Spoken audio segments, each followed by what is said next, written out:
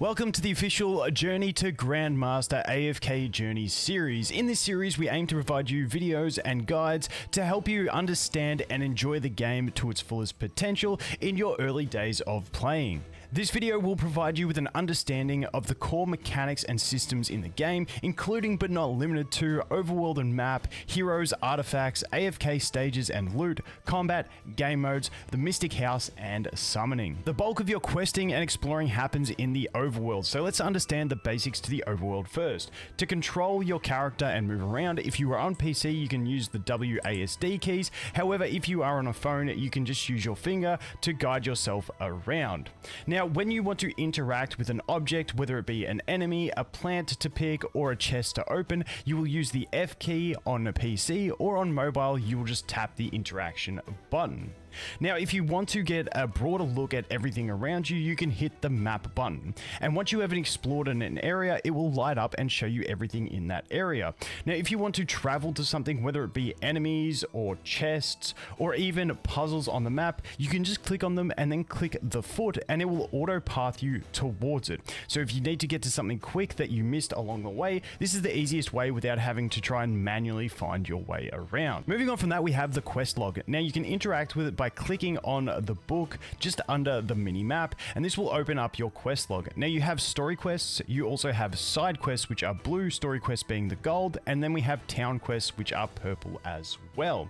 Now, to get to some of these quests, you can choose which one you want to track by clicking the crosshairs. Ideally, normally in the early game, you are going to be following that main quest though. And if you do want to get to the objectives on that quest, you can actually just click the text that has the quest title, and it will auto path you to that and teleport you to the closest waypoint and then auto path your character.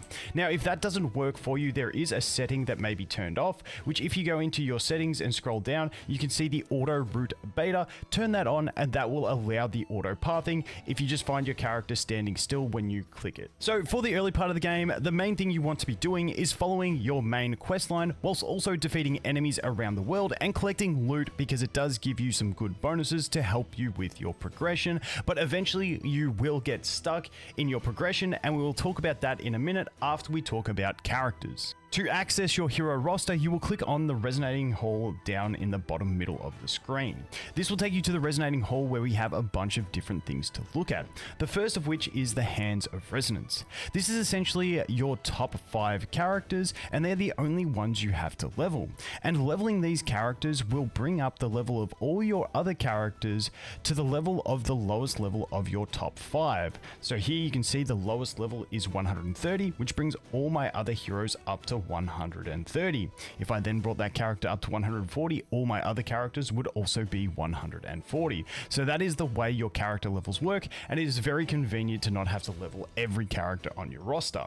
Now, if you might maybe want one of your other characters to be brought up to that level 140, you can do that as well. We hit the little quill in the right hand corner here, and that will bring up this screen. Now we can freely swap our characters around to bring other characters up to different levels. So no matter what level your characters are, you can always bring different characters up to suit your needs. The next thing we'll look at is the characters themselves. Now, when we jump in here, you can see that we can actually ascend our characters. To do that, you will either need duplicates of the character or you will need acorns, which you can obtain through summoning, and we will look at that a little bit later on. Now, besides that, we can go ahead and on the right hand side click on the skill page, and this takes us to our character's skills. Now, if you want a more basic understanding of the skills, you can hit this light button on the right hand side and it will give you a very basic description, but for those that want more information, you can hit full and it will give you full multipliers and descriptions of the abilities. Now, at base, our characters get 3 abilities with 3 other abilities that unlock as you ascend them higher at Legendary Plus, Mythic Plus, and Supreme Plus. To level up your characters, you will simply click on the character itself, and then the level up button will be on the bottom right hand side. Now, for any level ending in a 1 or a 9, all you will need to level up your character is gold and experience. However, at every 10 levels, these are limit break levels, that being level 10 to 11, 20 to 21, and so on and so forth. For these levels, you will also need an additional resource called Hero Essence. And these are all resources that you will naturally obtain through playing the game. Other features we have in the Resonating Hall include the collections. Now this is where you can go take a look at heroes you haven't yet obtained, along with enemies and other mechanisms inside the game. Further than that, we have our squad settings, and this is where you can select characters to deploy that will follow you around in the overworld while you are playing. Next we have our equipment, which is a very intuitive system. Instead of equipping different gear to every character, instead we equip gear to classes, being that the gear you have equipped to the class in the equipment will give all characters of that class the benefits of the equipment. So there's no longer need to get multiple pieces of gear for the same type of characters. They all essentially share in the same gear. Now to get the gear, you can just obtain it naturally. Sometimes you will gain some chests which you can open and get random or select pieces of gear, and then you can also forge it using other pieces of gear that you have collected along the way to get yourself some more beneficial gear. Now each of these pieces will have different stats and effects, so definitely consider this when forging gear for different characters and classes. And the final thing we have to look at in the Resonating Hall is the artifacts. Now you will get different artifacts along the way, and you can upgrade them as well once you get the required resources. Now artifacts are different buffs that you can gain in combat that will give you different benefits depending on which artifact you equip, and there's going to be many different ways you can use these in combat to give yourself the edge. As we mentioned earlier, eventually you will get stuck in your progression, and normally that will happen at miasma guards. Now these are guards that you need to defeat to enter into new zones of the map that you haven't yet been there, and to continue on your main quest line, you need to break these walls. Now often the thing that's going to be stopping you from progressing through these will be your AFK stage progression. So that is the perfect time to talk about combat and AFK stages. Now if you click the AFK progression in the bottom left hand side, this is where you'll be able to collect AFK loot and also progress through AFK stages up the top, and these are the things that you are required to meet to go ahead and challenge some of these miasma guards. So if we go over into AFK progression, we can hit the battle button, and this is where you will fight stage after stage, continually defeating enemies and climbing the ranks, which will also give you rewards like diamonds, summons, hero essence, and gear chests. So progressing this along the way is going to be very important, because as you progress, it will also increase your AFK loot that you obtain per hour. So this is going to be fantastic for leveling your heroes faster as you progress. Now on top of that, we do have fast rewards here, which you can collect up to 2 times per day depending on how far progressed you are in the game, and by collecting this it will give you an instant 2 hours worth of AFK loot that you can then use to upgrade your characters. Now when we go into combat, let's take a look at the core functionality of combat. Now in combat you can bring up to 5 heroes and place them around the board as you wish. Now on top of that, we do have faction bonuses, so keep in mind deploying characters of the same faction can give you extra stat benefits to help you in battle. Now, in general, we're going to have things like tanks who normally want to be at the front of combat. We have damage dealers who want to be a bit further back. And then we have our supports and healers that can be used to support and heal our team as well. Now, there is many different team combinations and formations you can use, ranging from grouped formations like this. You can also aim for spread formations where you aim to spread the damage and have all your characters survive from your healers. There is many different ways, but in general, playing with 1 or 2 tanks, 1 or 2 healers, and then 1 or 2 DPS, making sure you have all the roles covered, and then adding in 2 more that fit the roles you need for a certain fight is going to be the general way to get started in combat. Now, once you have the team formation set up in a way that you are happy with, you can then go ahead and click battle, and this will enter us into combat. And once we're in combat, we can either put it on manual or auto. We also have the 2x speed function. Now, if you put it on manual, it will allow you to control when you activate your ultimates and also where to activate them. But for the general early stages, if you just want a basic progression, you can just leave it on auto, and if you get defeated, we can once ahead go ahead and retry, which we will be retrying a lot once you get to some harder stages that you are struggling in. And from there, if you do start failing, that is when you start adjusting your formation. Now, the other thing that we can adjust is our artifacts. As mentioned before in the artifact section, we do have a bunch of different artifacts in the game that can give us different benefits, from healing our allies, from dealing damage to all enemies, to also buffing the ally at the back to make them get more attack speed. So there is a broad range of ways that you can adjust your combat strategy using the artifacts as well to try and help you achieve some victories. Next, we'll look at daily activities and game modes. Let's kick it off with the quest tab, which is over in the bottom right hand side. You can click on this and you will have different quests, from growth trials ranging into guild quests, ranging into daily quests. Now, you definitely want to complete all your daily quests every day because you do get some nice rewards from doing them. They're nothing too crazy. You should be able to knock these over in about 5 to 10 minutes on an average day. Now, after we look at that, we do have the events tab. Now, in the events tab, we have obviously events that are ongoing, and there will be several different events at launch that you can jump in and check out what's going on and complete the events through the events tab.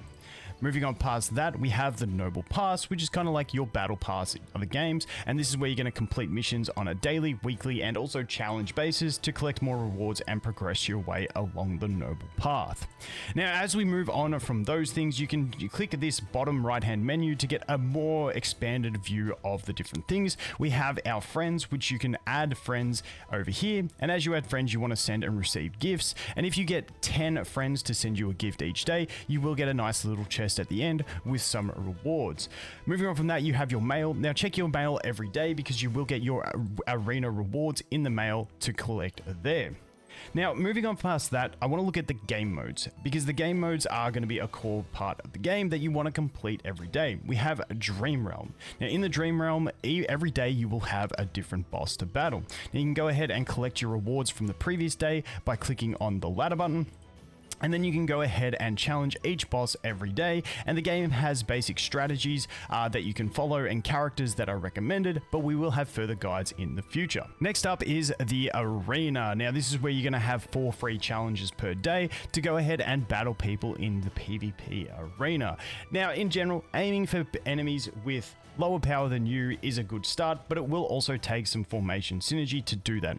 You can also buy up to an additional 5 attacks per day if that's the kind of thing you're into, and you will get different rewards daily and weekly based on your ranking, and you will also get victory rewards weekly based on how many victories you have, along with rewards for the first time you achieve a rank, including a good chunk of diamonds as well that can go towards your summons. Next, we have Honor Duel. Now, this is a draft-based, balanced PvP type mode where you're going to get different characters through draft to battle different enemies. Now, we're not going to go too in-depth into this one, but it is definitely a more advanced feature that you can have a lot of fun in, so definitely go ahead and check this one out and collect the rewards you can get along the way. Moving on from that is the Arcane Labyrinth. Now, we have different difficulties of the Arcane Labyrinth, which have different requirements to activate it.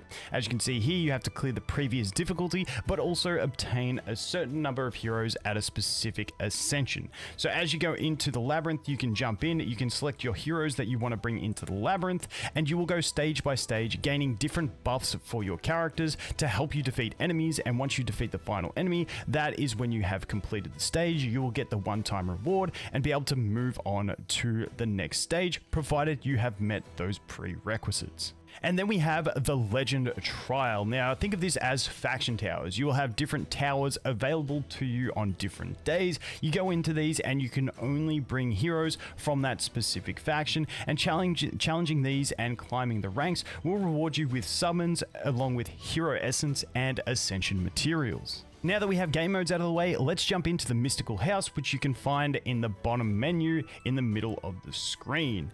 Now, over here, we have several things. You have your mailbox, which once again, you can get through the other menu as well, which is where you're going to get your daily arena points and any compensation or maintenance rewards that will come along the way.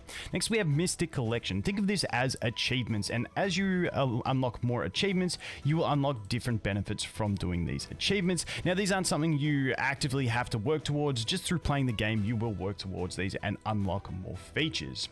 Then we have the Emporium. Now, this is essentially your shop with a bunch of different shop styles. We have the Guild Store, which you can use guild points to collect Celestial and Hypergean characters, and you can also use diamonds on a daily or monthly basis to get some additional summons as well at a discount. Then we have the Arena Store. This is where you're going to spend your arena points to get some epic heroes. The Dream Store is where you're going to spend your dream points to go ahead and acquire some elite heroes. heroes, and then over here in the friendship store is where you're going to get gifts that you can go ahead and gift to your characters to increase your bond levels with them. And finally, we have the Noble Tavern, which is where all the magic happens, and summoning. So we have 4 different tabs over here. Now we have 3 standard summon tabs, and then stargazing, which unlocks after you've done 400 normal summons. Now in the rate up tab, this is where if we have a banner for a rate up character, you will be able to obtain them. Now when we look at the rates here, it's a 3% rate to get that hero, and if you do get an epic hero, it is guaranteed to be that hero, and it is a 40 pity. Moving on to the all hero recruitment, this is where you're going to use your standard summon passes that you get along the way, and for this one we do have a 60 pity on it, and our rates at acquiring an epic hero is going to be 2.05. You also have a wish list that you can put the heroes you really want the most in here, and when you get a hero, it is guaranteed to be one of those heroes. Now moving on past that, we have epic recruitment. Now these are a better form of summons that you will also get along the way through different means, including chests around the world. Now this has a 30 pity, and when we take a look at the prize pool rates, we have a 5.22% chance at getting those epic heroes. Now for this one, the wish list, the elite heroes on the wish list here will be the elite heroes that have carried over from your all hero recruitment wish list. However, when we look at the epic heroes, you only have 5 on the wish list here, so you will have to set this wish list independently for your epic heroes. And then we finally have the Stargazer Station. Now this is going to use a different currency called Stellar Crystals, which you can't obtain until you've done 400 summons accumulatively on your account. And in this one, the special thing is we have a bunch of different items we can collect here, but the big thing is this is where we can select Celestial and Hypergean characters to go ahead and put on the wish list, and we can target a specific one, and when you get the character, you are guaranteed to get that character that you are targeting.